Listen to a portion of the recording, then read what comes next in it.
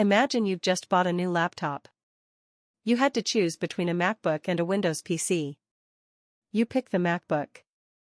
What happens next is quietly fascinating. Suddenly, all the things in favor of your choice become vivid, clear, and important. Build quality is amazing. macOS is so smooth. The trackpad is unbeatable.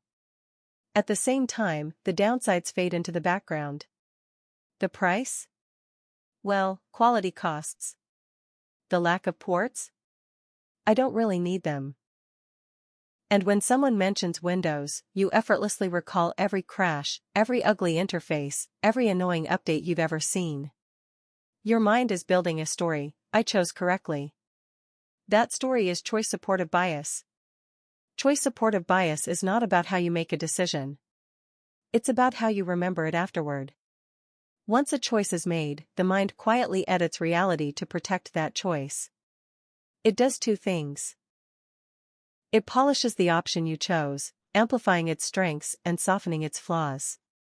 It tarnishes the options you rejected, exaggerating their weaknesses and forgetting their benefits. Over time, your memory of the decision becomes less like a record and more like propaganda for the winning side, your side. This is not simple lying to yourself. It is more subtle and more interesting.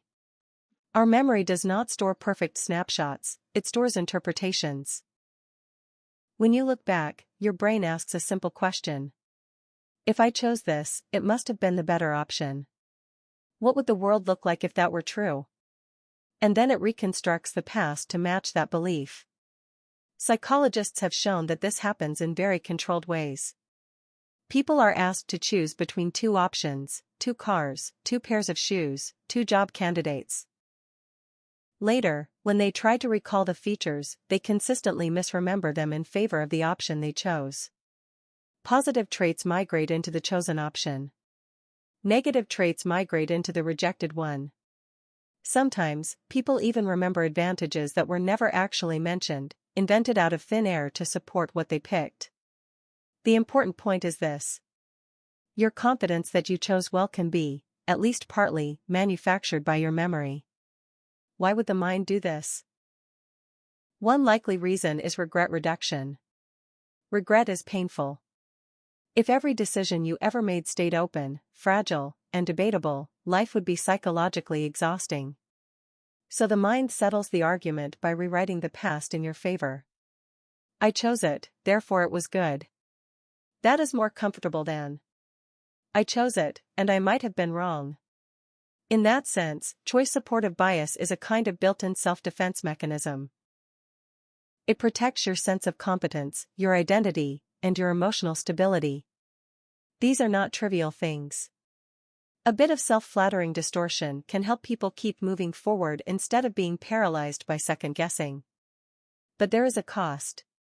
When your memory consistently upgrades your past choices, you get a distorted data set about your own life. You may think, I usually choose well, when in fact your memory is simply editing failures out.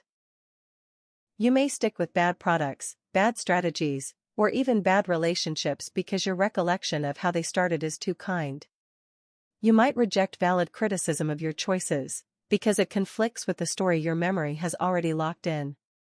Choice supportive bias also connects to cognitive dissonance, the discomfort of holding two conflicting thoughts. I like to see myself as rational.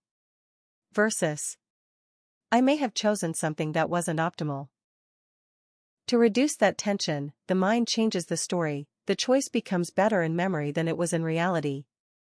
So, what can you do? You cannot turn off this bias, it is woven into the way memory works. But you can suspect it. You can treat your remembered justification of a choice as a story, not as raw data. When you feel very sure that your past decision was obviously right, especially when alternatives now look obviously foolish, it is worth pausing and asking. Am I evaluating the decision, or defending it? Do I remember the actual trade-offs, or just the winning narrative? Our choices shape our lives. But our memories of those choices shape how we understand ourselves. Choice supportive bias sits exactly at that junction, quietly improving the story of who we are, while quietly degrading the accuracy of what actually happened.